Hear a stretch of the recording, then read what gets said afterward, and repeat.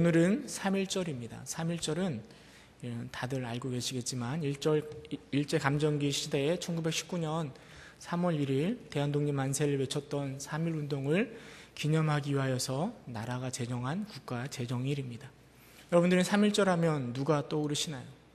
아마도 유관순 누나, 또 윤봉길 의사라든지 안중근 의사라든지 나라를 위하여서 자신의 목숨을 바쳤던 그런 분들의 이름이 떠오를 것이라 생각되어집니다. 얼마 전에 제가 한 영화를 봤었는데요. 그게 아마 이런 독립운동에 관련된 영화였습니다. 혹시 여러분 밀정이라고 영화 보셨나요? 네, 밀정에 보면 그 내용이 어떤 내용인가 하면 옛날에 의열단이라는 우리 이제 독립을 위하여서 무력으로 이렇게 싸우던 그런 단체가 있습니다. 이 의열단이라는 그곳에서 활동하는 사람들을 잡기 위해서 일본에서 그들을 체포하기 위해서 일본의 스파이로 한국인 일본 경찰을 이렇게 파견하는 내용입니다. 일본 식민지 시절에 이 한국인 경찰, 일본 경찰은 일본의 앞잡이가 되어서 일본 경찰의 높은 자리까지 올라가게 됩니다. 그리고 그가 이 한국의 의열단, 이 단장을 잡기 위해서 일본의 스파이로 저기 상해에 파견된 겁니다. 일본의 앞잡이로 더 출세하기 위하여서 이 한국인, 일본인 경찰은 이 의열 단장을 잡으려고 노력합니다. 그러나 그가 또한 한국인이기 때문에 그 마음 가운데서는 또 그 의열단을 돕고 싶은 마음 가운데 오락가락 하는 내용들이 그 영화에 담겨져 있습니다. 의열단 편에 설 것인지 아니면 일본 경찰 편에 설 것인지. 나중에 이제 결론은 여러분 영화를 보시면 더 좋을 것 같고요. 그렇게 왔다 갔다 하는 주인공의 모습을 보면서 과연 내가 그 일본 그 식민지 시대에 살았다면 난 어떤 모습으로 살았을까? 어떻게 살았을까 하는 고민을 해보게 되었습니다.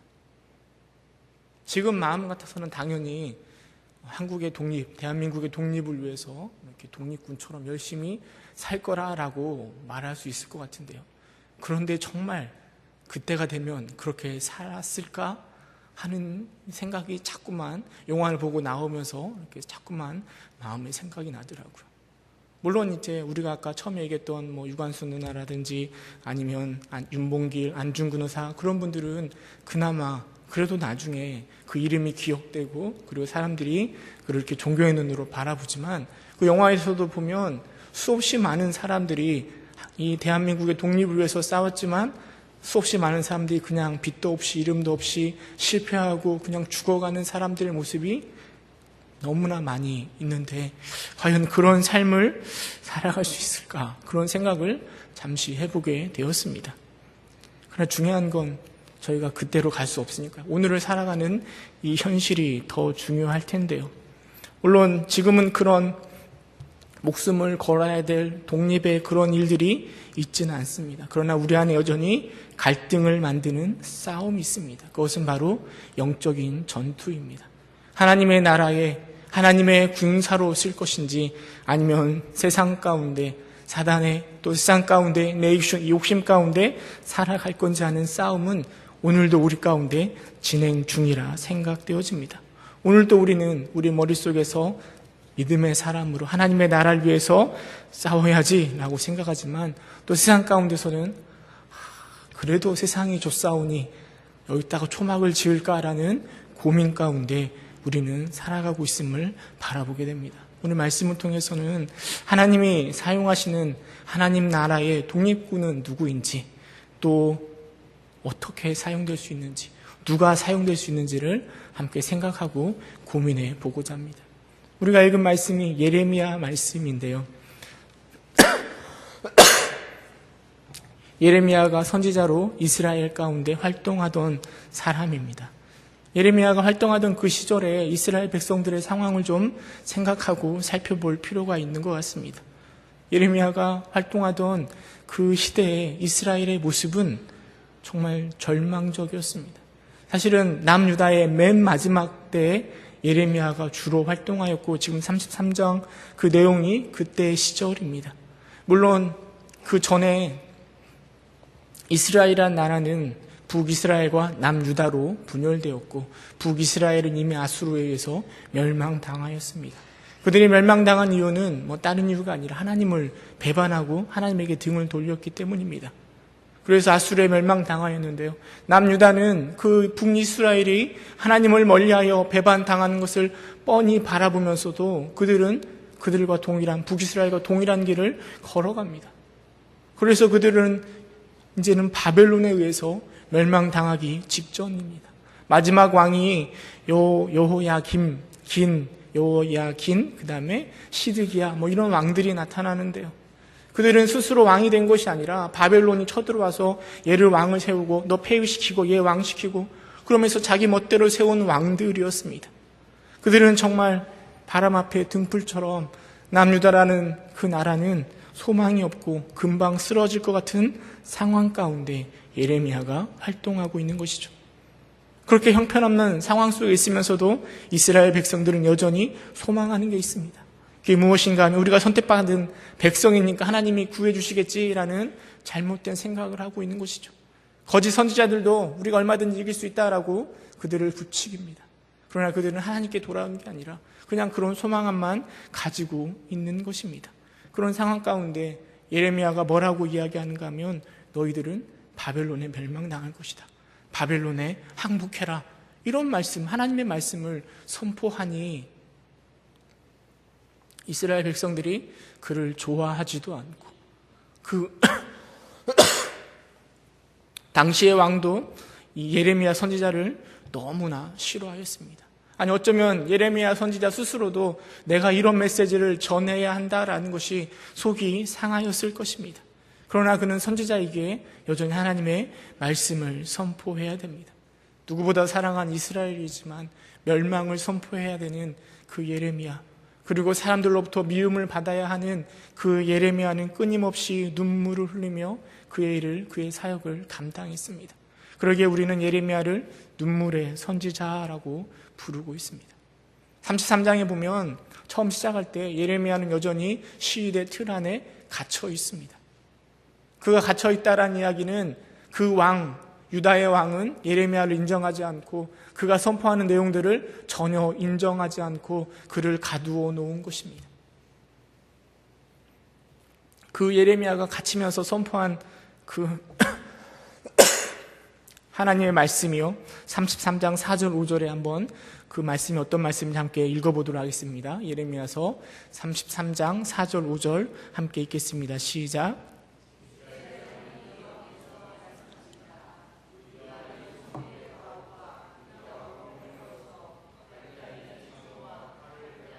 싸우려 하였으나 내가 나의 노여움과 분함으로 그들을 죽이고 그들의 시체로 이 성을 채우게 하였나니 이는 그들의 모든 악행으로 말미암아 나의 얼굴을 가리어 이 성을 돌아보지 아니하였음이라.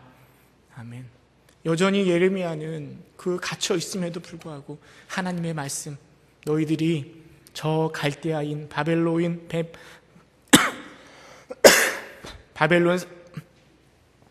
사람에 의해서 어려움을 당할 것을 선포하고 있습니다. 그러나 감사한 것은 그렇게 참혹한 심판만을 선포하는 것이 아니라 그 안에 회복될 만한 회복의 말씀도 선포하고 있다는 것이죠. 우리가 읽은 본문이 바로 예레미야가 말한 여러 예언 중에 바로 이 회복에 관한 내용이라 할 것입니다. 우리 33장 15절 말씀 다시 한번 읽어볼까요? 33장 15절 함께 읽겠습니다. 시작. 그날 그때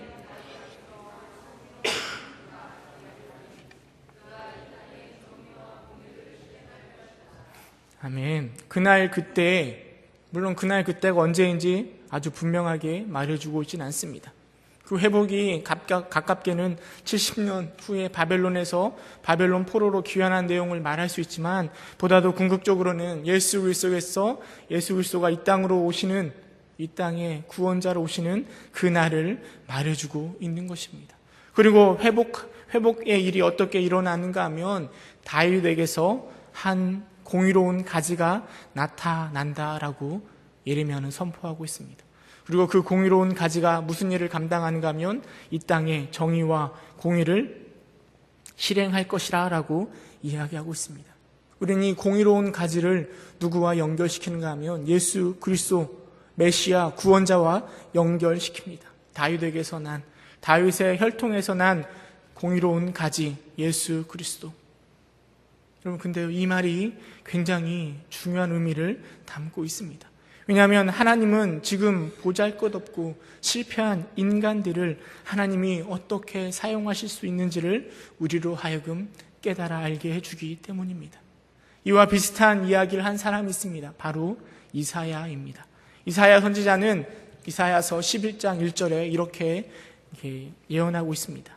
이새의 줄기에서 한 싹이 나며 그 뿌리에서 한 가지가 나서 결실할 것이요 라고 이야기합니다. 이새의 줄기에서 난 싹, 그것이 바로 공의로운 가지이고 바로 예수 그리스도를 이야기합니다. 여러분, 밑둥이 잘려진 나무를 보신 적 있으십니까? 나무 밑둥이 딱 잘려진 그 나무. 그래서 그냥 밑에 그걸 뭐라고 하죠? 그루터기인가요? 그것만 남아있는 그 나무를 보면 이제 수명이 다한 것처럼 보이기도 합니다. 근데 몇 달이 지나면 그 밑둥이 잘려난 그 가지 옆으로 새로운 싹이 돋아나는 것을 보게 됩니다. 아마도 이사야는 그런 모습을 상상하면서 이새의 줄기에서 한 싹이 나고 그리고 그 뿌리에서 한 가지가 날 것이라 라고 예언하고 있는 것 같습니다. 왜냐하면 11장 1절 그 앞절에 보면 어떤 내용인가 하면 이스라엘이 아수르에 의해서 다른 나라에 의해서 쫄딱 망한 내용들을 쭉 기록하고 있습니다. 그러다가 11장 1절에 가면 이새의 줄기에서 한 싹이 나고 그 뿌리에서 한 가지가 나서 결실할 거라라고 이야기해주고 있다라는 것이죠. 여러분, 예레미야가 말하는 공의로운 가지도 마찬가지입니다. 밑둥이 잘린 그 나무에서 싹이 나는 것처럼 다윗에게서 한 공의로운 가지가 날 것이라라고 말해주고 있습니다. 우리가 생각할 때 다윗은 그래도 성공한 왕이라라고 말할 수 있습니다. 유대의 왕 중에 가장 훌륭한 왕이 다윗 왕이라라고 할 수 있습니다. 그러나 지금 예레미야가 이 말씀을 선포할 때 다윗은 이미 죽고 세상에 있지 않습니다. 다윗을 대신하여 그의 아들들이 이 나라를 통치하고 있습니다. 그러나 그 아들들의 모습은 형편이 없습니다. 솔로몬 이후에 나라는 분열되었고요.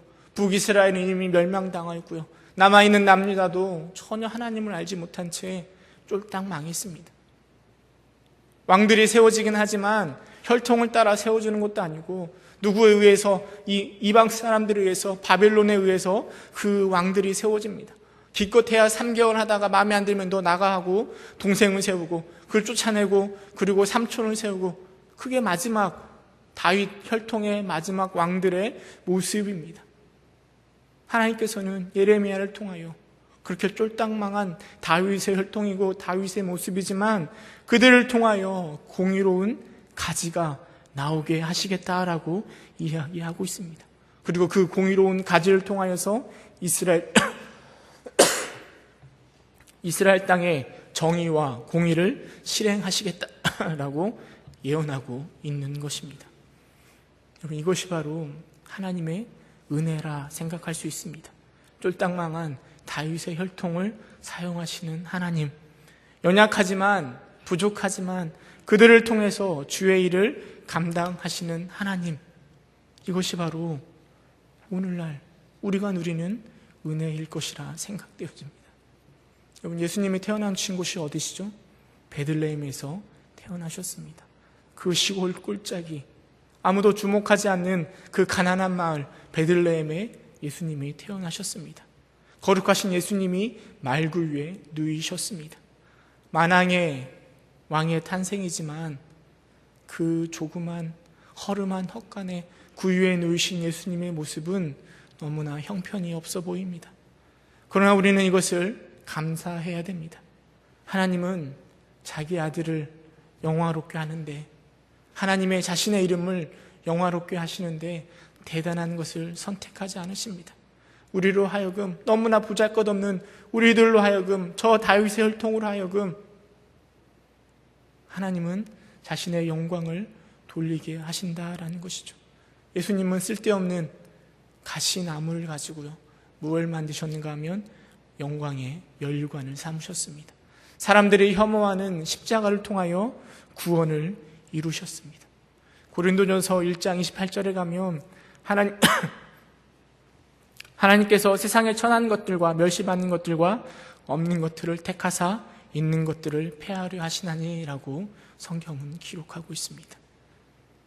훌륭하고 뛰어난 것을 통하여 영광 받으시는 것이 아니라 늘 부족하고 늘 연약하지만 그것들을 통하여 하나님은 영광 받으신다라는 것이죠. 100여 년 전에 언더우드 선교사가 이 땅에 와서 우리 대한민국, 우리 한국 사람들을 바라보고 그가 시를 지었는데요, 이렇게 지었습니다. 주여, 지금은 아무것도 보이지 않습니다. 주님, 메마르고 가난한 땅, 나무 한 그루 시원하게 자라오르지 못하고 있는 이 땅에 붙잡혀 뚝 떨어뜨려 놓으신 듯한 이곳이라고 이야기합니다. 지금은 아무것도 보이지 않습니다. 보이는 것은 고집스럽게 얼룩진 어둠뿐입니다. 어둠과 가난과 인습에 묶여있는 조선 사람뿐입니다. 이게 바로 우리 대한민국을 바라봤던 언더우드 선교사가 본 우리의 모습입니다. 너무나 형편없고 너무나 부족한 대한민국, 우리 한국이지만 하나님께서는 이 한국을 통하여 많은 나라에 주의 복음을 전하는 선교 한국으로 세워주셨습니다. 그뿐이겠습니까? 우리도 마찬가지입니다. 우리도 더 이상 소망이 없어 보입니다. 하나님을 믿고 예배에 참석하지만 별 능력이 없어 보이는 우리에게는 세상을 변화시킬 빛과 소금의 역할을 감당한다, 이것은 불가능해 보입니다. 다른 사람, 뛰어난 사람의 이야기처럼 보여집니다. 그런데 우리 주님은 우리를 사용하십니다.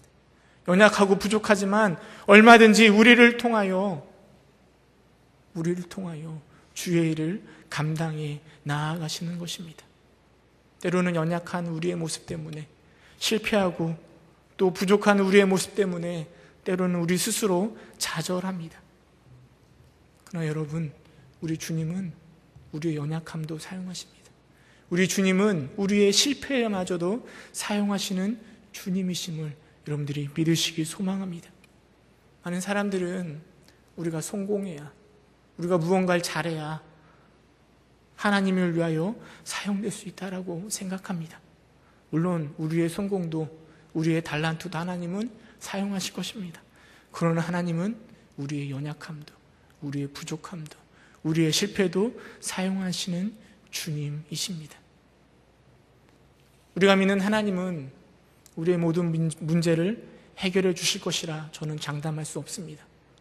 그러나 우리가 믿는 하나님은 우리의 실패도 그분의 나라를 위해서, 그분의 목적을 위해서 사용하실 것입니다.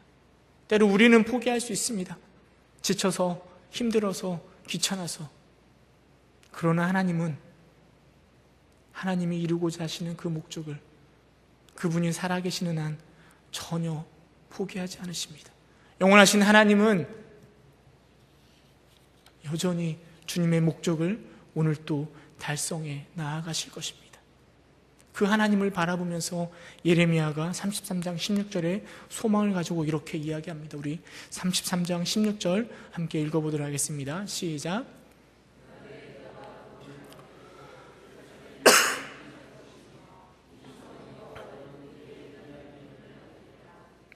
아멘. 예레미야가 바라보는 소망은 바로 이것입니다. 공의로운 가지가 나타나서 그날에 유다가 구원을 받고 예루살렘이 안전히 살 것이라 라고 이야기합니다. 그리고 무엇이라 얘기하는가 하면 그 성은, 그러니까 유다나 예루살렘을 말하는 거겠죠. 그 성은 여호와는 우리의 의라는 이름을 얻으리라 라고 이야기합니다. 사실 예레미야 그 앞장 23장 6절에 보면요, 동일한 이야기를 이야기하는데 우리 23장 6절 말씀 함께 읽어볼까요? 함께 읽겠습니다. 시작.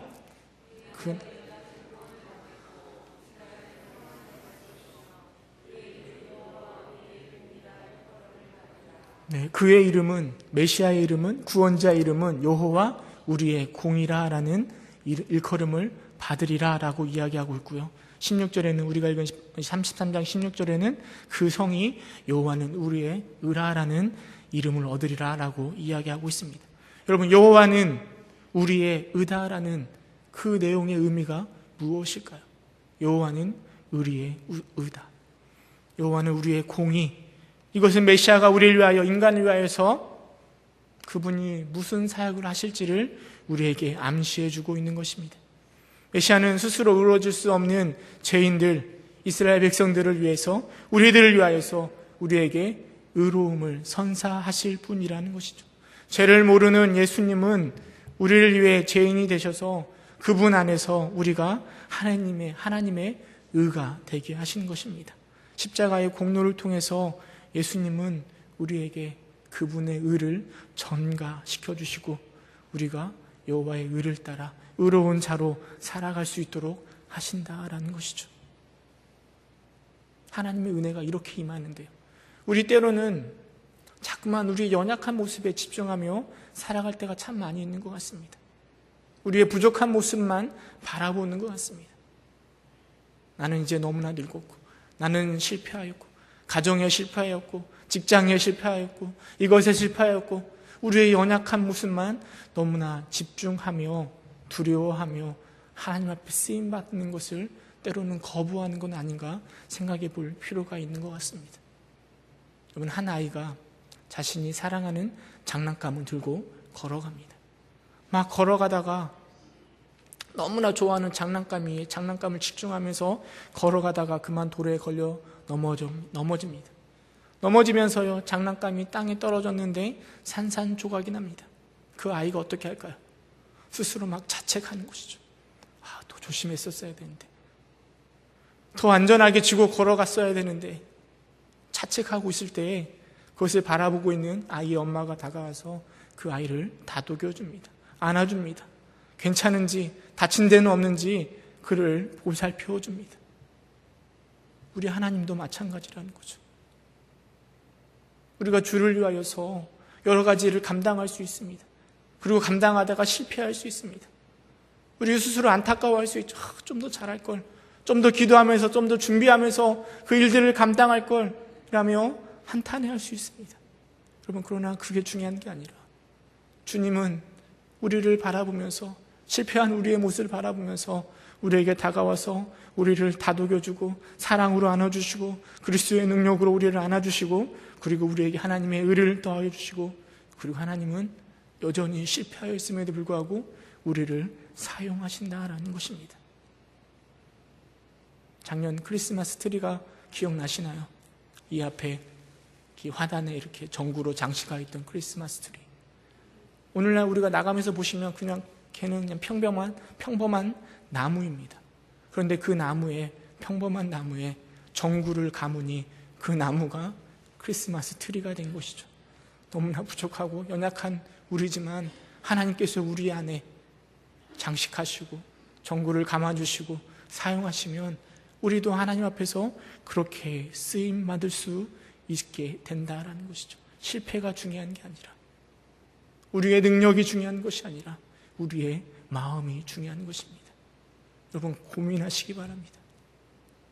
하나님 앞에 쓰임받기 위해서 내가 어떤 능력을 쌓을까, 이것을 고민할 것이 아니라 우리 하나님의 마음이 어느 곳에 가 있는지 여러분 고민하시기 바랍니다. 하나님의 마음이 가 있는 곳에 우리가 서 있으면 하나님 우리를 사용하실 것입니다. 우리의 능력과는 상관없이요, 우리가 하나님의 도구가 되었을 때 우리는 우리의 모습을 통하여 하나님께 영광 돌릴 수 있습니다. 하나님의 마음 알기를 위해서 끊임없이 기도하시고 그 자리에 서 있을 수 있기를 주님의 이름으로 축원합니다. 교회에서 많은 것들이 곧 있으면 시작되어집니다. 노인대학이 내일부터 개강해서 시작되어집니다. 우리는 노인대학을 통하여서 이웃사랑 실천하기를 소망합니다. 전도 폭발, 지역 전도가 곧 시작되어집니다. 그것들을 통하여 이 세상 가운데 복음을 전파하고 영혼 구원하는 일을 위하여서 모이려고 합니다. 제자 훈련도 시작되어지죠. 우리의 영성을 더욱더 뜨겁게 하려고요. 구역 모임도 이미 시작되었습니다. 함께 주님의 성전으로 지어져 가기 위해서 시작되온 거죠. 찬양단도 있고요, 성가대도 있고요, 여러 가지 하나님의 일을 감당할 수 있는 여러 가지 일들이 우리 앞에 놓여져 있습니다. 여러분, 고민하시기 바랍니다. 내 능력 때문에 고민할 것이 아니라 과연 우리 하나님은 어느 자리에서 일하기를 원하실까? 아니야, 내가 어디에 서 있으면 내가 하나님에게 붙들림 되어서 주를 위하여 사용될 수 있을까? 여러분, 고민하시기 바랍니다. 그리고 그 자리에, 하나님이 일하시기를 원하시는 그 자리에 여러분 서 계시기 바랍니다. 그래서 주를 위하여서 사용됨으로, 실패한 다윗의 왕조지만 그를 통하여 공의로운 가지가 나게 하시는 것처럼 우리 연약한 모습이지만 주님이 우리를 어떻게 사용하시는지, 실패하여도 주님이 우리를 어떻게 사용하시는지 바라보시고 은혜를 누리시는 여러분 되시기를 주님의 이름으로 축원합니다. 함께 기도하겠습니다. 은혜가 풍성하신 하나님, 실패하고 연약하여 아무짝에도 쓸모없을 것 같은 그 다윗의 혈통 가운데 공의로운 가지를 통하여 주의 일을 감당하실 그 주님을 우리가 바라보게 됩니다. 주님 앞에 부족하여 쓸모없는 것처럼 보여지지만 하나님에게 붙들렸을 때 하나님, 우리 또한 주님의 귀한 도구로 주님을 영광스럽게 하나님께 영광 돌릴 수 있는 귀한 존재가 될 수 있음을 늘 고백하며 살아갈 수 있도록 주여 인도하여 주옵소서. 우리에게 주님의 마음을 알려주시고 주님이 하시고자 하시는 그 일 가운데 우리가 서 있게 하여 주시며 주님의 도구로 귀히 쓰임 받는 자 될 수 있도록 주님께서 인도하여 주옵소서. 예수님의 이름으로 기도드립니다. 아멘.